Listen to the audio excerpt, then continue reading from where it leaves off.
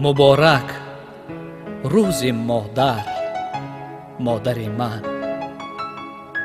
توی خورشید بالای سر من تو هستی و قدم‌های تو آرد فتوح و فیض بر بام و در من.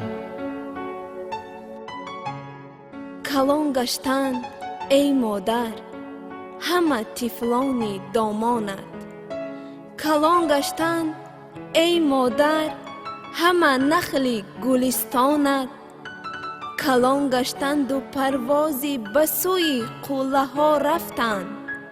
همه شهبازها هم نو عروسان گلاندامت. به گرد دیگ و آتشدان جوانی را فدا کرده. پی آسایش طفلان تو عمرت را ادا کرده. سپر گردیده آنها را ز هر نیک و بدی دنیا. سپس بر شاهراه زندگانی رهنما کرده.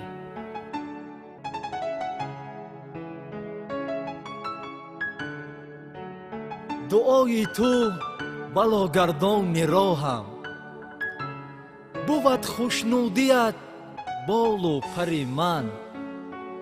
بخواهی بخت فرزندان خود را الا ای مادر بختاور من.